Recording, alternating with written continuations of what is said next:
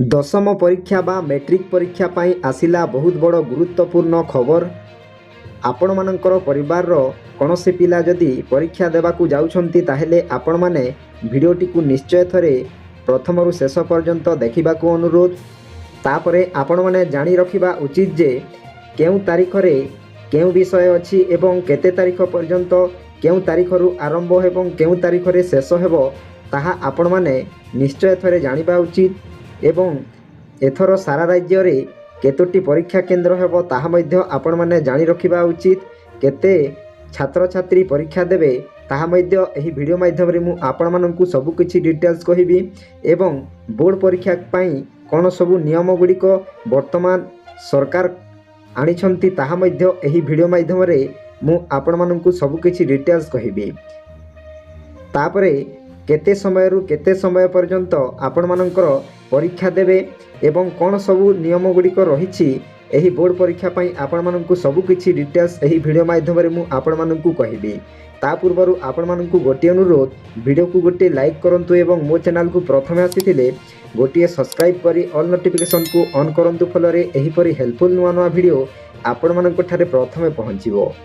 तो देखंतु आउ गोटे खबर आपण माननकु देबाकू जाउछि। सबु किछि बंद हेबाकू जाउछि जेउटा कि गुरुवार बा फेब्रुआरी 12 तारीख रे घोषणा हो जाइछि। तो आपण माने जदि कोनोसी ऑफिस किंबा कोनोसी बैंक को जिबार अछि ताहेले आपण माने जमारू जानतुनी। केतोटी सरकारी बैंक गुड़ी को अछि, केतोटी बैंक खुला रहिबो एवं केतोटी बैंक बंद रहिबो आपण माने जदि काली जिबाकू चाहुछंती ते आपण माने आदो जानतुनी। तापरे बस मोटर सबु किछि जानवाहन गुड़ी को बंद रहिबो, सबु किछि आपण माने कौनसी काम करि पारिबे नाही। तो वर्तमान आपण माने एही खबरटी मध्य जानि पारिले। तो डेरी न करी चलंतु वीडियो को स्टार्ट करिबा। तो देखंतु 19 तारीख रु मैट्रिक परीक्षा तार पूर्वरु आपण माने बड़ सूचना देले बोर्ड सभापति श्रीकांत तराई। तो देखंतु कौन रही आसंतु जानिबा। माध्यमिक शिक्षा परिषद बीएससी ओडिशा परिचालित मैट्रिक परीक्षा आसंता फेब्रुआरी 19 तारीख रु आरंभ होई मार्च 2 तारीख पर्यंत चलिबो। देखंतु आज्ञा आपण माने मने रखंतु मैट्रिक परीक्षा आसंता फेब्रुआरी 19 रु आरंभ हेबो एवं मार्च 2 तारीख रे शेष हेबो। तापरे एथर परीक्षा को त्रुटि शून्य और सुचारू भाबे रे परिचालना करबाकू बोर्ड पक्षरु कड़ा प्रस्तुति करा जायछि।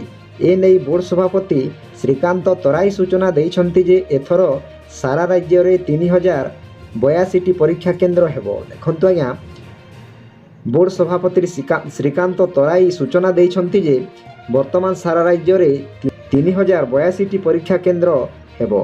तापरे प्राय 5,60,000 रु अधिक छात्र छात्री चलित वर्ष परीक्षा देबे। देखंतु आज्ञा 5,60,000 रु अधिक छात्र छात्री चलित वर्ष रे परीक्षा देबे। प्रश्नपत्र पाई 322 नोडाल सेंटर अछि। तापरे प्रश्नपत्र सुरक्षा को नहीं बोर्ड विशेष गुरुत्व देछि। एथिपाई 322 नोडाल सेंटर सृष्टि करा जायछि जेउठारे प्रश्नपत्र उत्तर खाता कड़ा सुरक्षा रे रखा जिवो।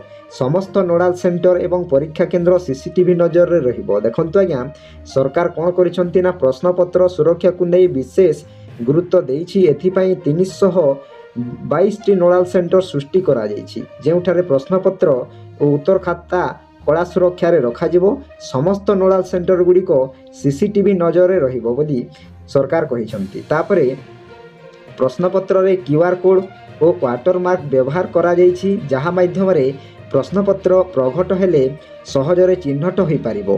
परीक्षार 10 दिन पूर्वरु आप प्रथमे किछि जिल्ला को प्रश्नपत्र पठा जिबाकू योजना रहिछि। देखंतु आज्ञा प्रश्नपत्र रे एही वर्ष रे कोन रहिबो ना प्रश्नपत्र रे क्यूआर कोड आनिछंती एवं वाटरमार्क व्यवहार करा जायछि जहा फल रे प्रश्नपत्र गुड़ी को लीक हेउथला जहा माध्यम रे प्रश्नपत्र प्रघट हेले सहजरे चिन्हट होई पारिबो। तापरे परीक्षार 10 दिन पूर्वरु प्रथमे किछि जिल्ला को प्रश्नपत्र पठा जिबाकू योजना रहिछि। देखंतु आज्ञा 10 दिन पूर्वरु किछि जिल्ला को प्रश्नपत्र पठा जिबाकू संभावना योजना को रहिछि। तापरे परीक्षा समय सूची कोन रहिछि। चलित वर्ष हाईस्कूल सर्टिफिकेट संस्कृत माध्यम एवं राज्य मुक्त विद्यालय परीक्षा एक संगे अनुष्ठित हेबो। तापरे देखंतु केउ तारीख रे कोन विषय रहिछि। ପ୍ରଥମେ 19 ଫେବୃଆରୀରେ ପ୍ରଥମ ଭାଷା ସାହିତ୍ୟ ରହିଛି। ତାପରେ ଆପଣମାନେ 21 ଫେବୃଆରୀରେ ରହିଛି ଦ୍ୱିତୀୟ ଭାଷା ଇଂରାଜୀ। ତାପରେ ଆସିଲା 23 ଫେବୃଆରୀରେ ତୃତୀୟ ଭାଷା ସଂସ୍କୃତ ରହିଛି। ତାପରେ 25 ଫେବୃଆରୀରେ ବିଜ୍ଞାନ ରହିଛି। ତାପରେ 27 ଫେବୃଆରୀରେ ସାମାଜିକ ବିଜ୍ଞାନ ରହିଛି। ତାପରେ 2 ମାର୍ଚ୍ଚରେ ଗଣିତ ରହିଛି। ତ ଆପଣମାନେ ସବୁକିଛି ଡିଟେଲ୍ସ ଜାଣିପାରିଲେ। ତାପରେ ସମସ୍ତ ପରୀକ୍ଷା ସକାଳ 9ଟାରୁ 11:30 ପର୍ଯ୍ୟନ୍ତ ଚାଲିବ। ଦେଖନ୍ତୁ ଆଜ୍ଞା, ସମସ୍ତ ପରୀକ୍ଷା ସକାଳ